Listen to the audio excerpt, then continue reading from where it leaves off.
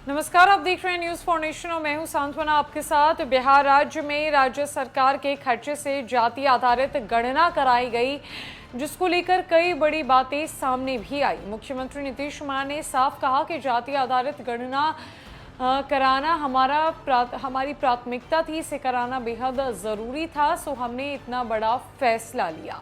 अब ऐसे में जहां एक तरफ बयान में जाति आधारित गणना चल रही है, तो वहीं दूसरी तरफ इसे रोकने की मांग देश के शीर्ष अदालत तक पहुंच गई है और उसको लेकर सुप्रीम कोर्ट में सुनवाई भी हुई। सुप्रीम कोर्ट ने जाति आधारित गणना पर रोक की मांग वाली याचिका पर सुनवाई करते हुए साफ साफ कह दिया कि इसके लिए आप पटना हाईकोर्ट जाइए और पटना हाईकोर्ट पर इस पर सुनवाई हो सकती है। और अगर आप पटना हाईकोर्ट के फैसले से संतुष्ट नहीं होंगे तो इसके बाद आप देश के सर्वोच्च न्यायालय का दरवाजा खटखटाने के लिए स्वतंत्र है।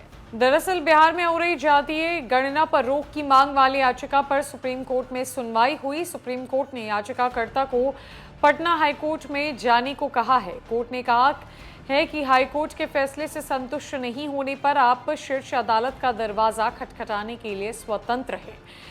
Justice MR. शाह और जस्टिस पादरीवाला की पीठ में इस मामले में सुनवाई हुई। शीर्ष अदालत ने कहा कि इस मामले में याचिका सुनकर पटना हाईकोर्ट 3 दिन में अंतिम आदेश दे। इस मामले में 1 मई को पटना हाईकोर्ट में सुनवाई हो सकती है।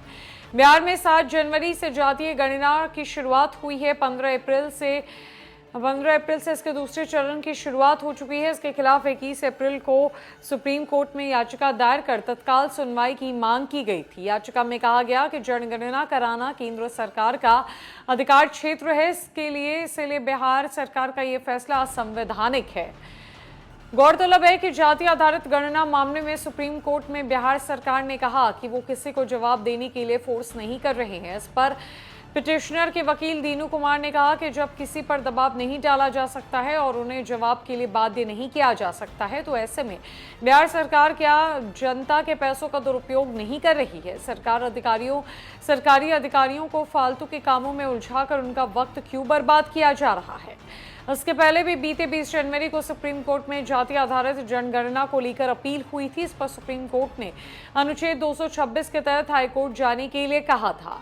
आपको बता दें कि बिहार में फिलहाल जातीय गणना कराने का काम जारी है। 15 मई तक इसे पूरा कराने के बाद इसकी रिपोर्ट तैयार की जाएगी। अगर सुप्रीम कोर्ट इस पर रोक लगाती है तो जातिगत जनगणना के आंकड़ों को सार्वजनिक नहीं किया जाएगा।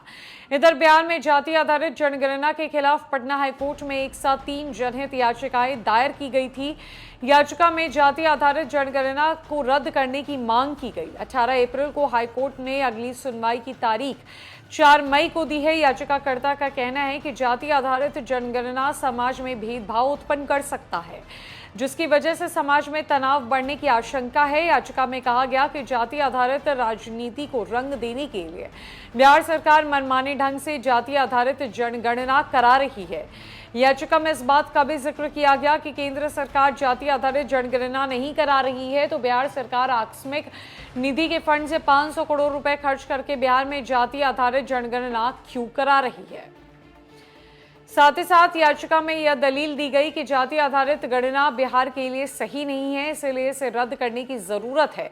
याचिकाकर्ता शुभम की ओर से पटना हाईकोर्ट में याचिका दायर की गई। शुभम ने सामान्य प्रशासन विभाग के द्वारा 7 मार्च 2023 को जारी की गई अधिसूचना को रद्द करने की मांग की है। इस पर हाईकोर्ट ने संज्ञान लेते हुए इस मामले की सुनवाई करने की सहमति दे दी है। इस पर अगली सुनवाई 4 मई को होगी।